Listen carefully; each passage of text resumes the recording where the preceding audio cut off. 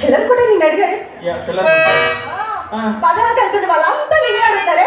ఎందుకంటే చెప్పమంటావేమే వచ్చేది అసలు సెలవు కాలేజీ సెలవులు ఇస్తారు కదా కొద్ది 4 రోజులు నా దగ్గరికి వచ్చి ఈ తర్వాత సాధన చేద్దామని తర్వాత దేశం మీద ఎగబడదామని. అమ్మా నేను బజార్ వెళ్తుంటే వీళ్ళంతా నేను అడుగుతారా వాళ్ళంతా నాకేమవుతారు? పెదనాన్నలు బాబాయిలు. అయితే నాకు ఇంతమంది పెదనాన్నలతో బాబాయ్ లేదు ఏదో ఒక్క ముద్దుగా డాడీ డాడీ డాడీ అని పిలుచుకుంటారు. తెలుసుకుంటావా? ఇంతమంది ఇప్పుడు ఏ నాన్న పేరు చెప్పను నేను. అమ్మా నా ముక్కు నా కళ్ళు నా బొగ్గలు ఎవరికి మ్యాచ్ అయితే వాళ్ళే పడారు. వాళ్ళ పేరు చెప్పమ్మా. ఇంగ్లీష్ లో అదే తెలుగులో చెప్పి అడపే నానా నాన్న పిలుస్తేనే పిలుస్తావా? నువ్వు అడిగిన దానికి సమాధానం నేను చెప్తాను కానీ అమ్మా నేను అడిగితే నువ్వు సమాధానం నువ్వు చెప్పవే. ఏదంటమ్మా చెప్పమ్మా. ఈ స్థలం ఎవరిదే? ఈ స్థలం అంతేనమ్మా. ఈ ఇల్లు ఎవరు కట్టించావి? ఇల్లు కూడా దానికి ఎన్నో గుమ్మాలు పెట్టావి? 7 గుమ్మాలు పెట్టాము. రోజు ఇంట్లో తిరుగుతున్నాం ఉండదు ఏ గుమ్మంలో వచ్చేది ఏ గుమ్మంలో తెలియదండి. మరి ఎన్ని కిటికీలు పెట్టాము? 8 కిటికీలమ్మా. మరి ఎన్ని ఇటుకలు పెట్టి కట్టించావి? మరి వీళ్ళు మాత్రం నాకేం తెలుస్తుంది? ఎవరు వచ్చారో ఎవరు పోయారు అసలు ఈ శిల్పాన్ని చెప్పడానికి ఎన్ని ఊళ్ళు అరిగిపోయినాయో తెలుసా? ఆయన గారు మాత్రం ఒక ఆయన గుర్తున్నారే. ఎవరమ్మా? కుంటముక్కల రామకృష్ణ గారని. ఆయన గారమ్మ మీ నాన్నగారు.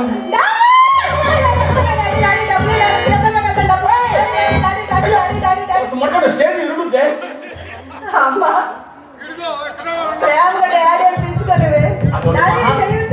అదొక మహానుభావులు ఇక్కడికి పిలవకూడదే. ఆయన వచ్చాడే కనుక అసలు ఆయనకి తల్లి అయింది తెలియదు పిల్ల అయింది తెలియదు. ఆ విషయం నీకు తెలియదు. అమ్మా ఆయన ముక్కు నా ముక్కు ఒకలే ఉన్నాయి. సేమ్ టు సేమ్ చేశారమ్మా. అమ్మా మరి చెప్పమ్మా. అమ్మా మరి నేను బజార్ వెళ్తుండే లేకపోతే నేను అడుగుతాను కదా మా నాన్న చెప్పాను.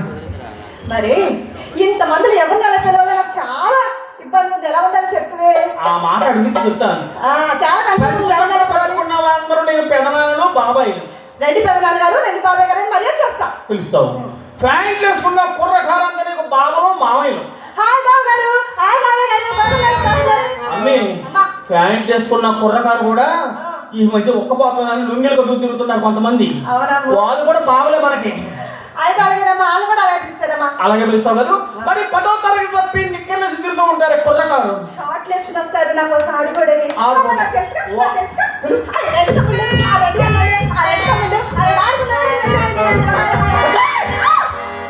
అసలు భూమి మీద ఆగట్లేదు ముండ. మనకి అన్నా చెల్లెలు వరుసలు లేవే. మనలాంటి వాళ్ళు నోరారా అన్నయ్య అని పిలిస్తే అన్నం లేకుండా పోతాం మేము. అమ్మో నీకు అన్నయ్య అని పిలవాలంటే మైక్ సెట్ కుర్రోడు పగలల్లా అన్నయ్య అన్నయ్య అంటా ఉండు.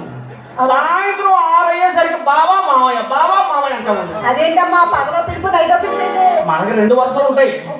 అప్పుడు వచ్చేస్తాడమ్మా ఎప్పటిపడి పాలకొల్లు. అవునా? అమ్మా మరే నువ్వు అలా అన్నావా? మైక్ అబ్బాయి మైక్ పడ్డ మాత్రం పడిపోయాడే.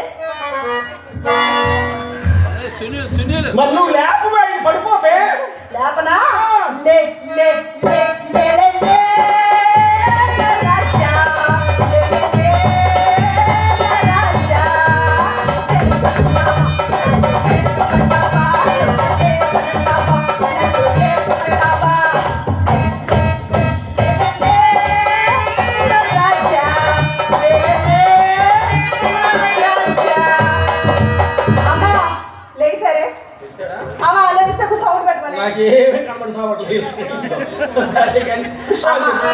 మరి అలా రేపానా ఇందుకు బాగా మొదలు పడిపోయి నీకు అసలు విషయం చెప్పడం మర్చిపోయినా.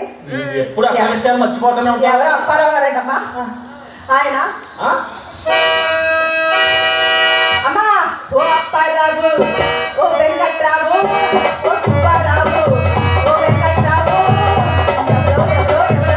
వచ్చారనుకుంటే వచ్చారా? అయినా కానీ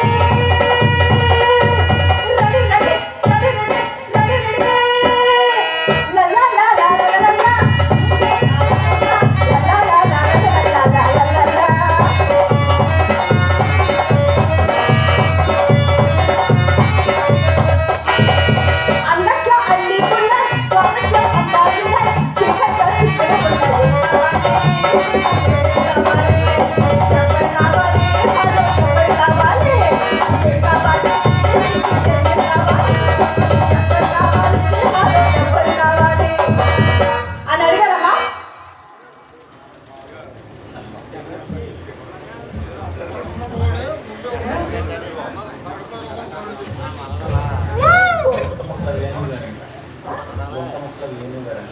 గుంట మొక్కల వేణు గారు, మా బావగారు నన్ను నా కళను ఆశీర్వదించి నాకు 100 రూపాయలు పోగొలించినారు. ఇలాంటి రూపాయలు అనేక వారికి కలుగజేయాలని, ఆ అమ్మవారి ఆశీస్సులు వాళ్ళు ఇంకా మంచిగా ఉండాలని, కళాకారులు పూజలు పెద్దల్ని ఆ అమ్మవారు ఆశీర్వదించాలని మనసారా కోరుకుంటున్నాను. Thank you sir, thank you very much. ఎవరో ఎవరో ఎవరో ఎంతో వచ్చారనుకుంటే అయినా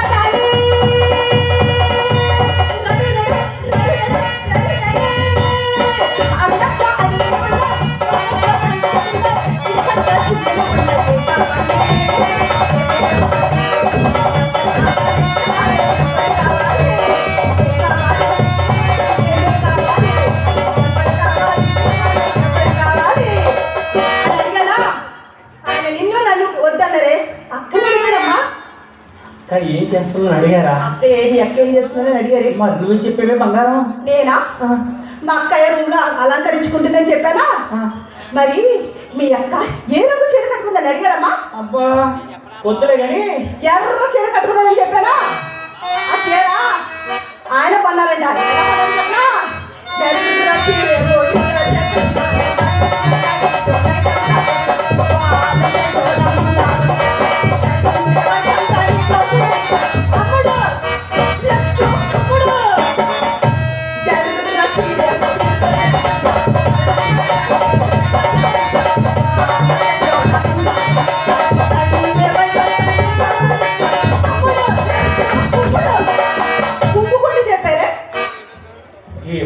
పాలకొల్లు కాదు, చబలూరుపేటలో పెట్టాలి.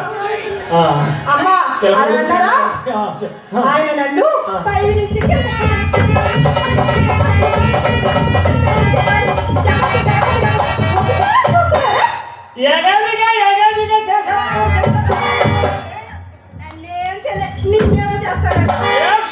వాడు బాబోలు ఏంటంటే మీరేం చేస్తారు? అమ్మా వాళ్ళ ఇంటికి వచ్చేవారా? నీకు అర్థమయ్యేటట్టు చెప్పాలంటే మన జీవితాలు ఆర్టీసీ బస్సులు వంటివి. టికెట్ తీసుకోవాలి కానీ ఎవరైనా కూర్చు ఎవరైనా దిగొచ్చు. అవునమ్మా, అందుకేనమ్మా మనకి ఫ్రీ బస్ ఎలాగో మన ఇంటికి అందుకే ఫ్రీ బస్ ఎక్కుతున్నట్టే మన ఇంటికి కూడా వచ్చేవాళ్ళు పోయేవాళ్ళు. ఫ్రీ బస్సు ఇది వేరే. అమ్మా మరి ఆయన మీ అమ్మ ఏం చేస్తానని కూడా అడిగారే. శరత్లో పూలు మాల కడుతుందని చెప్పానా?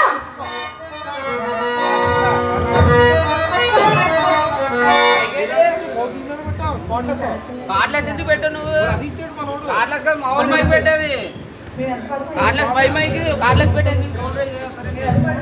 పుట్టమక్కల వేణువు గారు, మా బావగారు, అలాగే మా చిన్న బావగారు ఒల్లూరు నారాయణరావు గారు మా ఇద్దరికి 250 రూపాయలు ఇచ్చారు. వారిని వారి కుటుంబాన్ని ఆ సోమాలమ్మ తల్లి, ఆ కనకదుర్గమ్మ తల్లి కరుణించి కాపాడాలని ప్రార్థిస్తున్నాను. కప్పూరు భద్రరాజు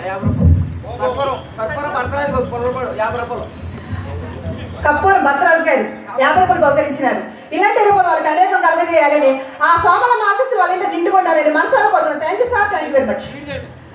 వేణు సార్ కూడా నన్ను ఆశీర్వదించి 250 రూపాయలు బహుకరించినారు. ఇలాంటి రూపాయలు వాళ్ళకి అనేకం కలగజేయాలని, ఆ అమ్మవారి ఆశీస్సులు వాళ్ళ ఇంట మంచిగా ఉండాలని మనసారా కోరుతున్నాను. Thank you sir, thank you very much. సరే కానీ అక్క ఏమైనా మాటలు తప్పుకుంది. అమ్మ పిలుస్తుంది. అమ్మే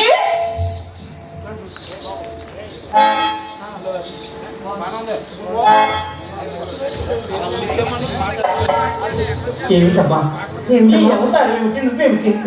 వచ్చే సుబ్బారావు గారు నీ కోసం గారు నా కొడుకు కదమ్మా. అమ్మ ఒక్కసారి నీ మనసులో పరువు ఆయన కల్పిస్తే లక్షలు కోట్లకి నువ్వెళ్ళి చెప్పడానికి ఈ పాడుగుకి చెయ్యను చెయ్యను చెయ్యను. ఏమిటి ఇది పాడు వృత్తా? పాడకుండాలంటే వృత్తులు పెట్టుకుని ఇది పాడు ఉంది పాప వృత్తని నోడుకోవస్తుంది. ఏమైనా సరే ఈ వృత్తులు చేయవలసిందే. అమ్మా నువ్వెళ్ళి చెప్పినాను నా మనసు నా తనువు ఎప్పుడో శ్రీకృష్ణ భగవానుడు లగ్నం చేశానమ్మా. నన్నంటే బలవంతం పెట్టకే. అమ్మే నువ్వు అన్నట్లుగా శ్రీకృష్ణ పరమాత్మను బట్టి ఉండవలసింది మంచిదేనమ్మా.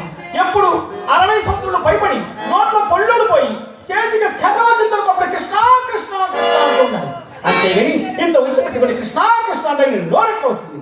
ఒక పరిచయం శ్రీకృష్ణ పరమాత్మలో మనసు లయించి ఈ శరీరం నా బదులు పెట్టు పైసాకు ముందు తప్పుడు 10 లక్షలు సంపాదించిన షావుకారు గారి కదా. ఇది ఏమి బాగుందని బట్టి బ్రాహ్మణుడికి నచ్చుడు ఏమైనా సరే ఈ వృత్తులు చేయవలసిందే చెయ్యను ఆయన నువ్వు కన్న తల్లి వాక్క సాయిదానివే నన్ను కన్నావా ఎక్కడన్నా కొని తెచ్చి పెంచుకున్నావే. నీతుల గురించి నాకు వర్తిస్తున్నావు నువ్వు. అమ్మే నీటిగా పడిపడుతున్న మీద పస్తులు ఉంటే కన్నా దేశంలో పక్కలేసంలో పడిపోతుంది. నా మాట విని తల్లి. చిన్న పిల్ల, నేను పెద్ద పిల్లలు అయిపోయాను, నువ్వు వయసు వచ్చిన పిల్లవి. ఆ జడగడ్డల పిల్లల అమ్మే అమ్మా చెప్పవి. నేను చెయ్యనమ్మా, నీకెన్నిసార్లు చెప్పాలి? నేనే ఈ వృత్తులు చెయ్యను వేళలాగా పెళ్లిళ్ళు చేసుకుని సంసారంలాగా జీవించాలనే ఉద్దేశం. అటువంటి ఉద్దేశం నీలోనే ఉంటే ఈ కూర్చున్న మగవాడిలో ఏ మగవాడు నేను వచ్చి నీ మెడలో కాలి కట్టమని కంటారమ్మా. ఎందుకో తెలుసా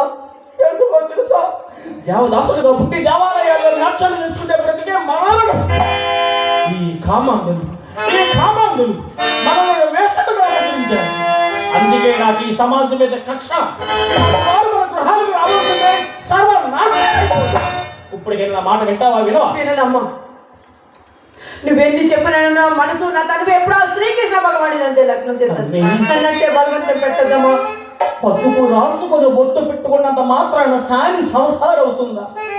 వీళ్ళందరూ ఏ వ్యవసాయాలు ఉద్యోగాలు వ్యాపారాలు చేస్తేనే బ్రతకగలవే. మనము కుల వృత్తి సాటి కాదు, చిన్న అన్నాడు. మన వృత్తి మనం చేస్తున్నామమ్మా. ఆ మాట విని తల్లి మంచి వయసే బాగుపడేదమ్మా. వినవు చెయ్యనమ్మా. చిత్ర నీకు వచ్చింది శ్యామ్ సుబ్రా. ఇది నేను చెప్పిన మాట వినదండి. ఇది నేను చెప్పిన మాట వినడు కదా. నేను ఎందుకు బ్రతుకుండాలమ్మా? నేను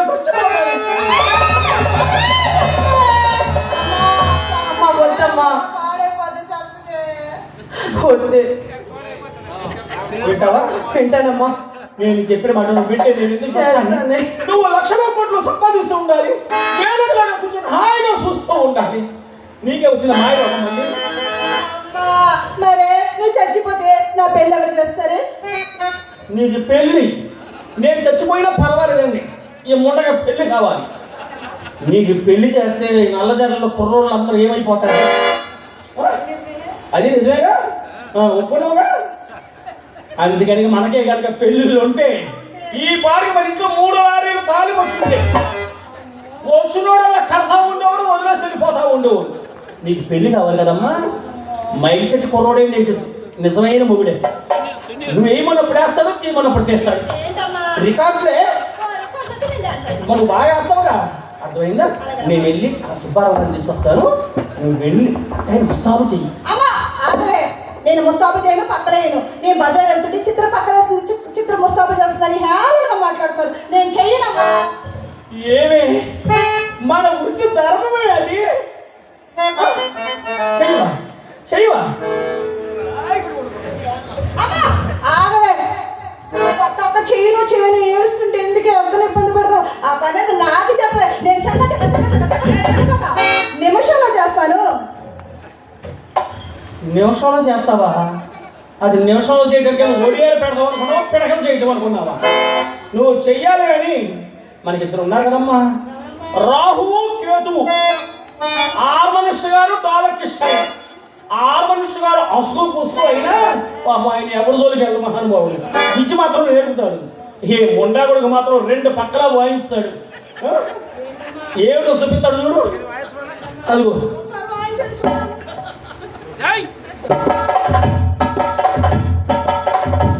ఉండగానే ఆయన వాయించాడంటే మూత ఊడి సేటు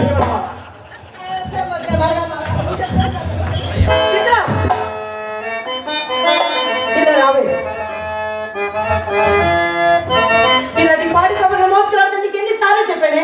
చెప్పావక్క. మరి ఏం చేయమంటే నన్ను? ఓ పక్క నువ్వు బాధపడతావు, చెప్పకపోతే అమ్మ కొడుతుంది కదా. నేను మధ్యలో కలిగిపోతున్నానే. అయినా ఇలాంటి పాడు కబుర్లు మోసుకురాకపోతే నేను ఇంట్లో ఉండనివదే. లోనికి వెళ్ళు.